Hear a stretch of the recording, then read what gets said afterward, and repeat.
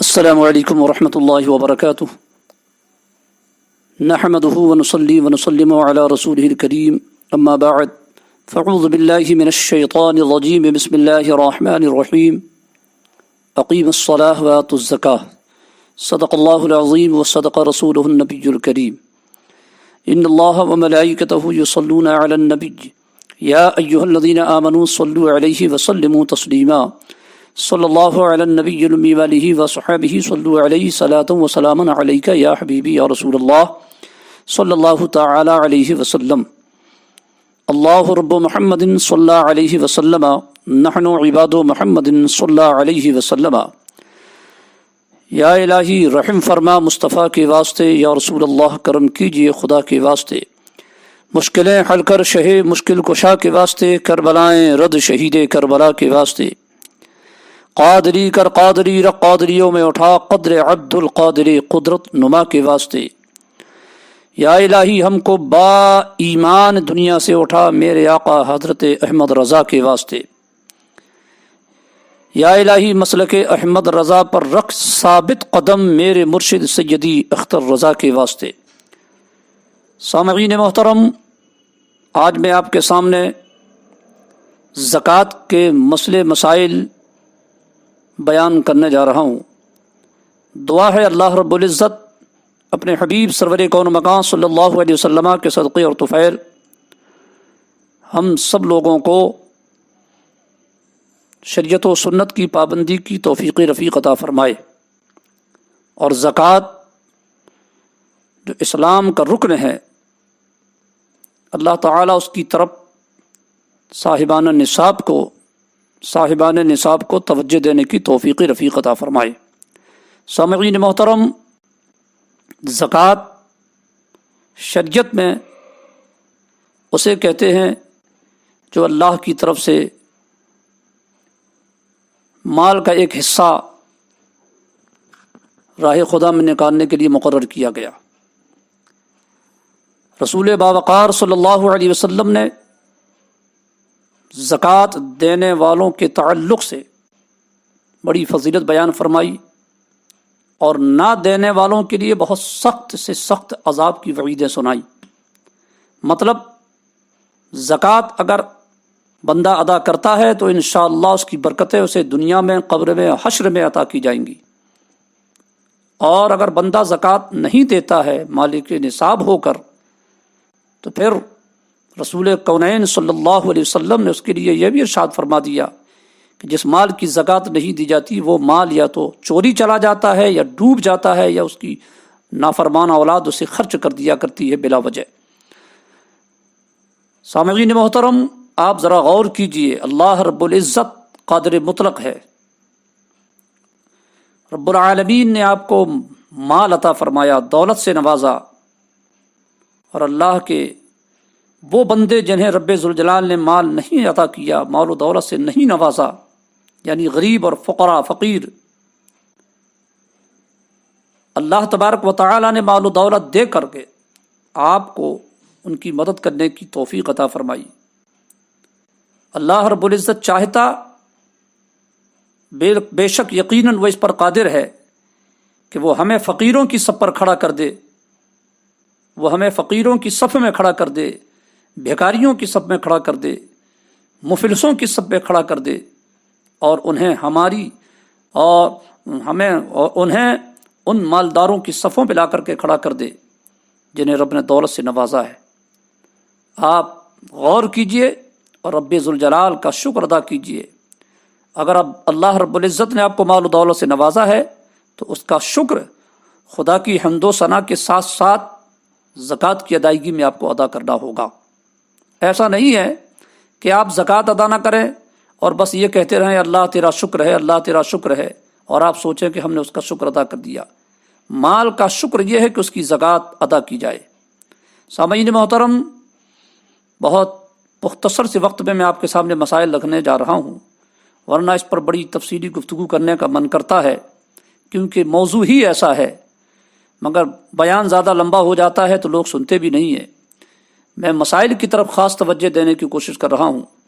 اللہ کے رسول سرور کون و مکان صلی اللہ علیہ وسلم نے زکوٰۃ دینے والوں کو خوشخبریاں سنائی ہیں، اور الحمدللہ ہم یہ دیکھ رہے ہیں کہ کافی حد تک لوگوں کے اندر اب یہ جذبے بھی پیدا ہو گئے ہیں کہ وہ اپنے مال کی زکوٰۃ ادا کر رہے ہیں۔ چونکہ ابھی آپ تازہ اس کا منظر آپ نے بھی دیکھا ہوگا کہ ابھی لاک ڈاؤن کی صورت میں لوگوں پر بڑی آفت آ گئی، روز کمانے کھانے والے بڑے پریشان ہو گئے، تو اللہ کے بندوں نے دل کھول کر ان کی مدد کی ہے، اور اپنی اپنی حیثیت کے مطابق ان کی زبردست طریقے سے مدد کی۔ اللہ تعالیٰ ان سب کو جزائے خیر عطا فرمائے اور دارین کی نعمتوں سے مالا مال فرمائے۔ سامعین محترم، شریعت نے زکوٰۃ دینے کا جو نصاب بیان کیا ہے وہ یہ ہے کہ جس کے پاس 7.5 تولہ سونا ہو یا پھر 52.5 تولہ چاندی ہو، اسے زکوٰۃ ادا کرنا پڑے گی۔ 7.5 تولہ سونا ہو یا 52.5 تولہ چاندی ہو، یا پھر 52.5 تولہ چاندی جتنے پیسے میں خریدی جا سکتی ہو۔ مثال کے طور پر اس کے پاس سونا تو نہیں ہے، چاندی بھی نہیں ہے، مگر اتنا پیسہ اگر اس کے پاس ہے جس میں 52.5 تولہ چاندی خریدی جا سکتی ہو، تو وہ مالک نصاب ہو گیا۔ اب یہاں پر یہ بہانے بازی نہ کرے کوئی کہ 7.5 تولہ سونا ہمارے پاس کہاں ہے۔ شریعت نے سونا اور چاندی دونوں کے نصاب کے بارے میں بیان فرمایا، 7.5 تولہ سونا ہو یا پھر 52.5 تولہ چاندی ہو۔ اب کسی کے پاس 1-2 تولہ سونا ہے اور 52.5 تولہ چاندی نہیں، 40-50 تولہ چاندی ہے مان لیجیے، تو اب وہ یہ بہانے نہیں کر سکتا کہ میرے پاس 7.5 تولہ سونا تو ہے ہی نہیں، نہ 52.5 تولہ چاندی ہے۔ یہ بہانے بازی نہیں کر سکتا، کیونکہ ایسی صورت میں حکم مسئلہ یہ ہے کہ اگر کسی کے پاس کچھ سونا ہو، کچھ چاندی ہو اور کچھ پیسہ ہو تو وہ سب کو ملا دے گا، سب کو ملا کر کے اس کی قیمت بنائے۔ سونے کی قیمت کتنی ہوئی؟ مان لیجئے سونا 15,000 کا اس کے پاس ہے، چاندی 10,000 روپے کی اس کے پاس ہے، اور کیش میں جو پیسہ اس کے پاس ہے زکوٰۃ نکالتے وقت کیش میں اس کے پاس جو پیسہ ہے وہ 10,000 ہے، تو اب یہ ہو گیا 35,000 روپے ہو گیا۔ اب 35,000 لے کر کے وہ یہ دیکھے کہ اس وقت 52.5 تولہ چاندی آ سکتی ہے نہیں۔ اگر 52.5 تولہ چاندی اس کے اتنے پیسے میں خریدی جا سکتی ہے تو وہ مالک نصاب ہے۔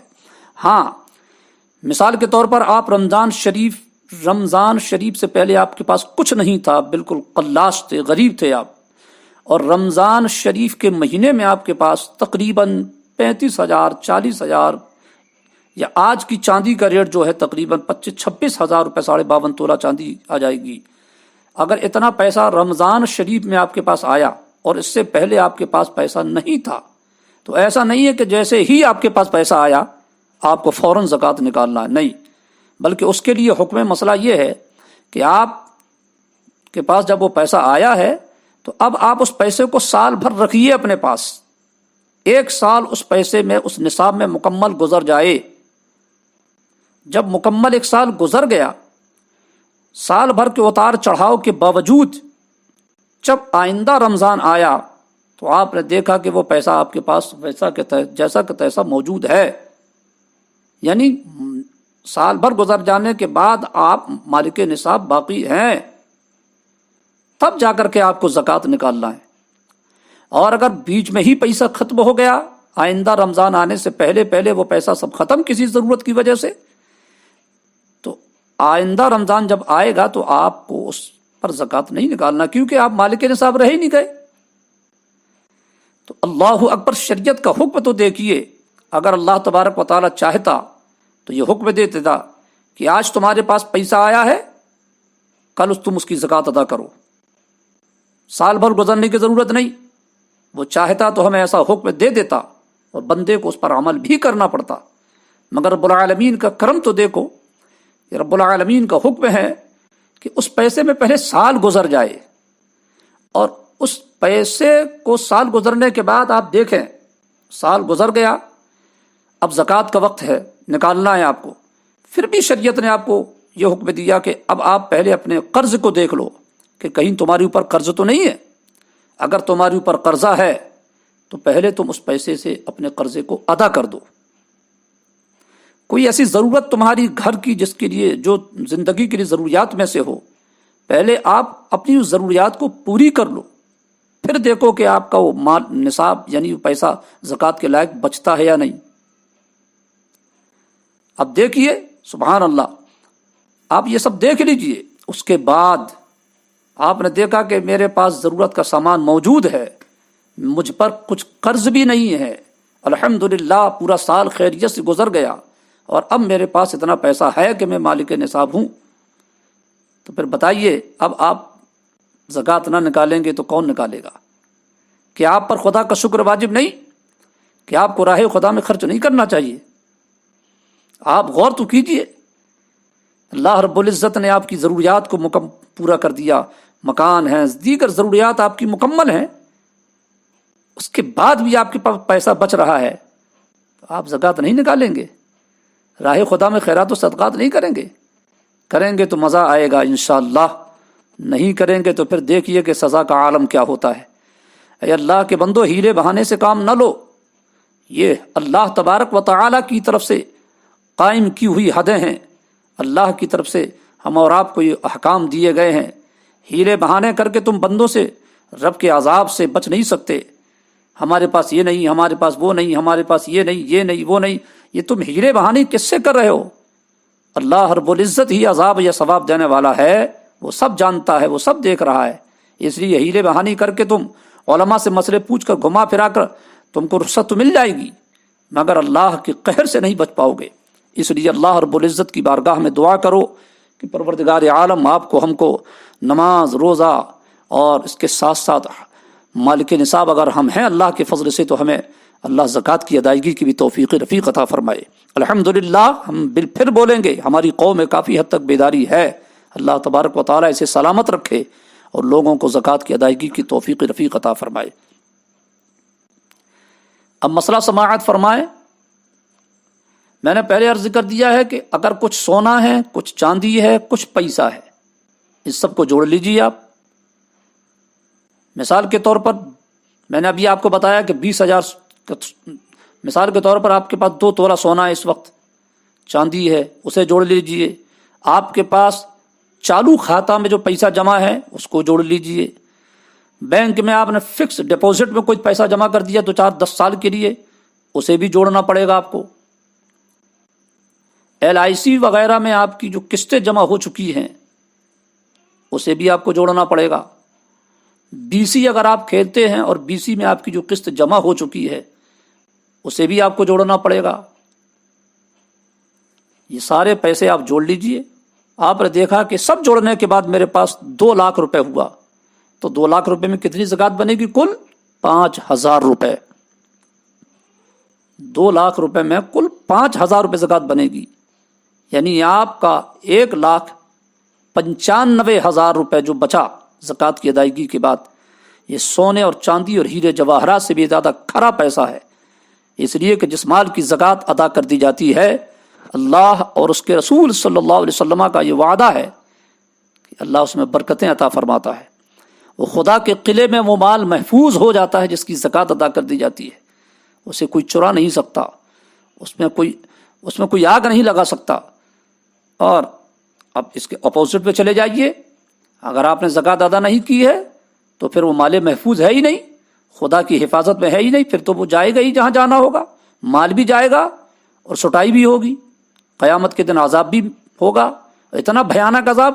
کتابوں میں آپ پڑھیے، حدیث میں اس کے بیانات سنیے، پڑھیے، روح کانپ جاتی ہے بروز قیامت جب زکوٰۃ نہ دینے والوں کو جو عذاب دیا جائے گا اس کو سن کر کے۔ سامعین محترم، اب آئیے یہ دیکھیے، جیسے کسی کے پاس ٹینٹ ہے، ٹینٹ لگاتا ہے، کوئی ڈیکوریشن وغیرہ سامان، ٹینٹ کا سامان اس کے پاس ہے، تو اب سوال یہ کہ وہ کیا کرے؟ تو علماء کرام نے اپنی اپنے کتابوں میں اس کو بیان فرمایا ہے کہ اگر وہ ٹینٹ کرائے سے چلاتا ہے یعنی لگاتا ہے تو پھر اس کی آمدنی پر زکوٰۃ ہوگی۔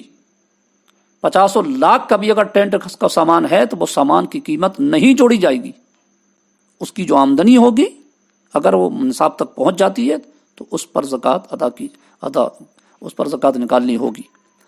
اسی طرح آپ کوئی دکان کھول کر کے بیٹھے ہوئے ہیں، دکان میں آپ کا 10 لاکھ کا بھی اگر فرنیچر لگا ہوا ہے اور مشین رکھی ہوئی ہے جس سے آپ دکان چلاتے ہیں، کوئی ایسی مشینری ہے، کوئی ایسی مشین ہے، تو وہ سب نہیں جوڑی جائے گی۔ اس میں جو مال بھرا ہے بیچنے کے لیے وہ جوڑا جائے گا، اس کی جو آمدنی ہے وہ جوڑی جائے گی۔ اسی طرح آپ کے پاس گاڑی ہے، اپنے استعمال کے لیے 50 لاکھ کی بھی اگر گاڑی آپ رکھے ہوئے ہیں، اسے نہیں جوڑا جائے گا، نہ اس کی قیمت جوڑی جائے گی۔ ہاں، اگر آپ کچھ گاڑیاں رکھے ہیں جسے آپ کرائے سے چلاتے ہیں تو پھر ان گاڑیوں کا کرایہ جوڑا جائے گا، گاڑی کی قیمت نہیں جوڑی جائے گی۔ اسی طرح آپ کے 2-4 مکان ہیں جو کرائے سے چل رہے ہیں، 20-20 لاکھ روپے کے مان لیجئے مکان ہے، 10-10 20-20 لاکھ روپے کے، تو یہ پیسہ جو مکان میں لگا خریدتے وقت یہ نہیں جوڑا جائے گا۔ کرائے سے چل رہے مکانوں کی قیمت نہیں جوڑی جائے گی بلکہ مکان کا کرایہ جوڑا جائے گا۔ ہاں، اگر آپ مکان کو خریدتے ہیں بیچتے ہیں، کرائے سے نہیں بلکہ آپ خریدنے اور بیچنے کے لیے آپ نے مکان لیے ہیں، تو پھر آپ کو اس مکان میں لگی ہوئی قیمت کو بھی زکوٰۃ کی ادائیگی کے وقت میں جوڑنا پڑے گا۔ 10 لاکھ کا مکان خریدا آپ نے، دوسرا مکان 20 لاکھ روپے کا خریدا، پھر آپ اس کو بیچیں گے تو جب آپ زکوٰۃ ادا کریں گے تو یہ جو پیسہ آپ نے اس میں پھنسایا ہے یہ بھی جوڑنا پڑے گا۔ لیکن اگر مکان کرائے سے چل رہے ہیں تو اس کی مکان کی قیمت نہیں جوڑی جائے گی بلکہ کرایہ جوڑا جائے گا۔ اسی طرح اگر آپ پلاٹنگ کرتے ہیں تو پلاٹنگ بھی چونکہ بیچنے خریدنے والا معاملہ ہے، بزنس ہے، تو پلاٹنگ میں جو آپ نے پیسہ لگایا ہے پلاٹوں میں وہ پیسہ جوڑا جائے گا اور اس کی زکوٰۃ ادا کی جائے گی۔ اور آپ نے کوئی پلاٹ اپنے مقصد اپنے مکان بنانے کے لیے لیا ہے، اپنے نجی، بھلائی وہ 50 لاکھ کا پلاٹ کیوں نہ پڑا ہو، آپ نے اسے اپنے گھر بنانے کے مقصد سے لیا ہے، اس کو نہیں جوڑا جائے گا۔ سامعین محترم، اسی طرح ایک مسئلہ ہے،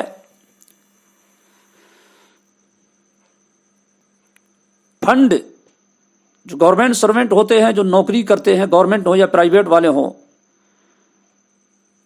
گورنمنٹ کے یہاں ایک نیم ہے، یعنی ان کی تنخواہ سے کچھ پیسہ بچا کر گورنمنٹ اپنے پاس جمع کر لیتی ہے اور ریٹائر ہونے کے بعد وہ پیسہ انہیں دیتی ہے۔ کچھ پیسہ تھوڑی بہت اس میں ملا بھی دیا جاتا ہے۔ بہرحال جو پیسہ کٹ کر کے آپ ہی کی تنخواہ کا گورنمنٹ کے پاس جمع ہے یا جہاں بھی جمع ہے وہ آپ کا پیسہ ہے، اس پر بھی زکوٰۃ بنے گی اور زکوٰۃ کی ادائیگی نکالتے وقت اس کو بھی جوڑا جائے گا۔ اس سے غافل نہ رہیں، ارے وہ تو یہ ایسا کیسا، وہ تو فنڈ ہے، وہ تو کب ملے گا، یہ سب ہیلے بہانے سے کام نہیں چلے گا۔ آپ کا پیسہ ہے وہ اور آپ کو اس پیسے کو جوڑنا پڑے گا۔ ایک مسئلہ یہاں پر ضرور ذہن میں رکھیں کہ جو پیسہ آپ کے ہاتھ میں نہیں ہے، جس کو کالا پیلا کرنے کا اختیار آپ کے پاس نہیں ہے تو پیسہ آپ کا، جیسے آپ نے کسی کو قرضے میں 50,000 دیا ہے، فکس میں آپ نے پیسہ جمع کر دیا ہے 50,000 روپے، اسی طرح فنڈ میں جو آپ کا پیسہ جمع ہے، تو یہ ہے تو آپ کا پیسہ لیکن آپ کے ہاتھ میں نہیں ہے، اس وجہ سے اس پر زکوٰۃ تو بنے گی، مگر ادائیگی کے لیے شریعت کی طرف سے یہ رخصت ہے کہ جب یہ پیسہ آپ کو ملے گا تب آپ کو اس کی زکوٰۃ ادا کرنا ہے۔ زکوٰۃ تو ضروری ہے اس پر نکالنا، مگر ادائیگی اس وقت ضروری ہوگی جب وہ پیسہ آپ کے ہاتھ میں آئے گا۔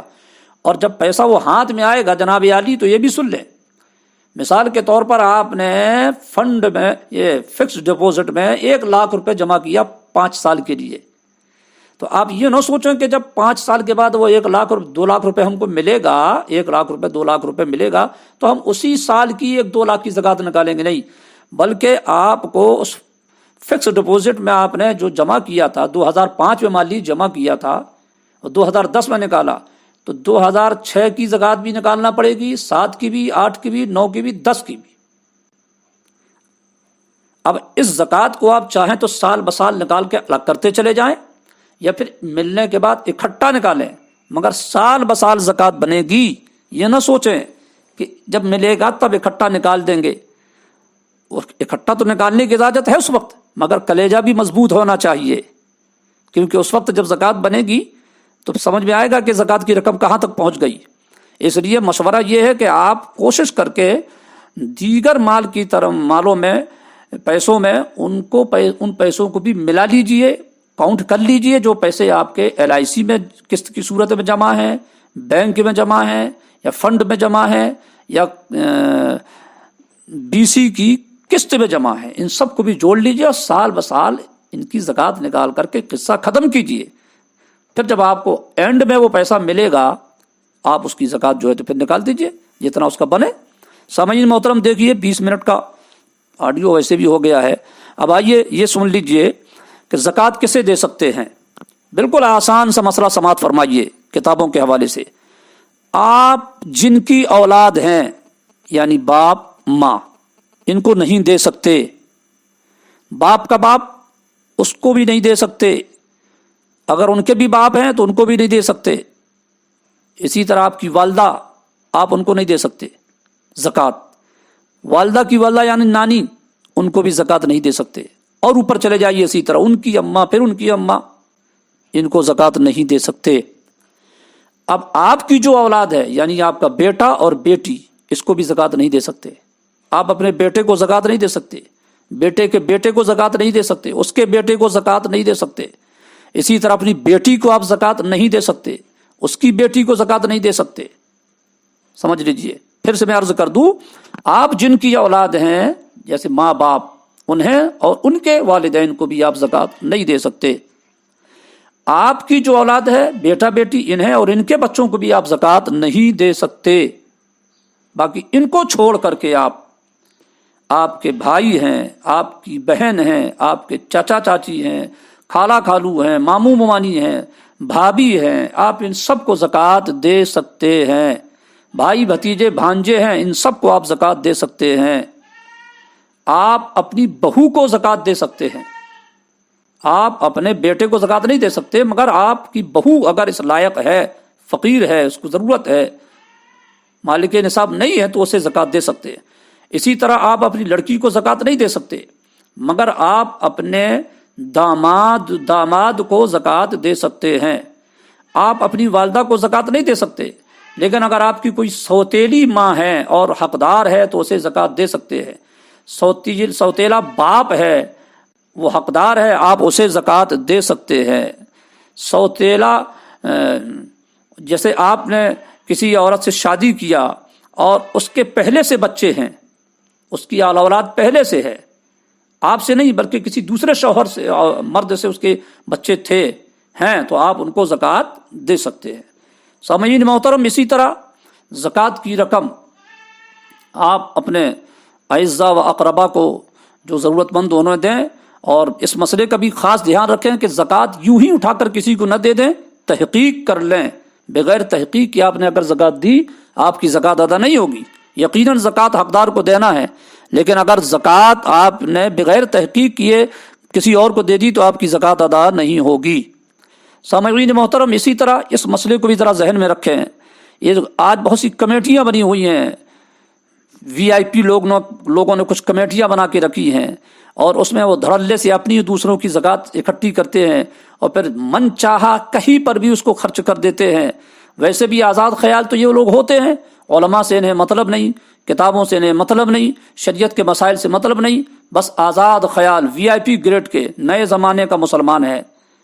زکوٰۃ بٹورو، زکوٰۃ اکٹھی کرو، اور اس کے بعد من چاہے جہاں لگا دو، کمپٹیشن کراؤ لوگوں کو، کمپٹیشن میں مقابلے میں انعام میں کتابیں بانٹ دو، یہ بانٹ دو، وہ بانٹ دو۔ آپ کی زکوٰۃ ہے، آپ کو ٹھوک بجا کر کے دینا ہوگا۔ اس طریقے سے جو تنظیمیں چل رہی ہیں، جو کمیٹیاں چل رہی ہیں، جو غیر ذمہ دار ہیں، جن میں علماء مشورے نہیں دیتے، جن میں علماء شامل نہیں ہیں، اس قسم کی تنظیموں میں زکوٰۃ اگر دیں گے تو آپ جانیے آپ کا کام جانے، آپ کی زکوٰۃ ادا نہیں ہوگی، کہ نہایت غیر ذمہ دار لوگ بہت سے اس میں شامل ہوتے ہیں۔ یہ آنکھوں دیکھا معاملہ ہے، اس لیے آپ ٹھونک بجا کر کے ہی زکوٰۃ دیں۔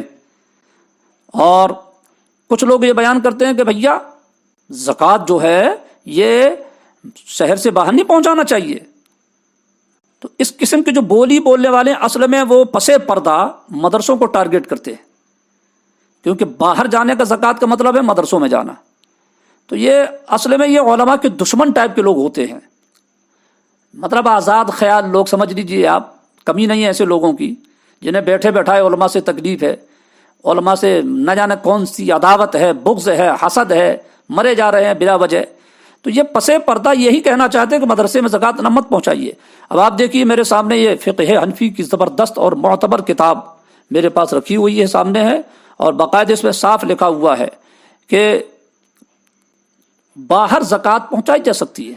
جیسے دارالعلوم مدرسے میں کوئی طالب علم پڑھ رہا ہے، ان کی خیریت کے لیے، ان کے کھانے پینے کے مقصد سے آپ زکوٰۃ پہنچاتے ہیں، یا باہر جو ہے آپ کے ایریے، آپ کے گاؤں سے باہر زیادہ متقی پرہیزگار لوگ ہیں جنہیں زکوٰۃ کی مال کی ضرورت ہے، آپ انہیں پہنچا سکتے ہیں. ایسا نہیں ہے کہ گاؤں ہی میں دیجیے اور باہر نہیں دے سکتے آپ.